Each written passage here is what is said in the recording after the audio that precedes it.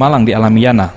Dirinya harus kehilangan ponselnya setelah dirampas kawanan jambret di kawasan Jalan Jenderal Sudirman, Kecamatan Ilir Barat 1 Palembang. Dengan ditemani saksi, dirinya pun mendatangi ruang pengaduan Sentra Pelayanan Kepolisian Terpadu Polresta Palembang guna melaporkan peristiwa yang dialaminya tersebut. Kepada petugas, korban mengatakan bahwa kejadian bermula ketika dirinya bersama temannya hendak berangkat bekerja di kawasan Pasar 16 Ilir dengan menumpangi becak. Sesampainya di lokasi kejadian, pelaku datang dari arah berlawanan dan langsung menyabet ponsel yang tengah ia pegang. Mendapatkan ponsel korban, pelaku pun bergegas kabur.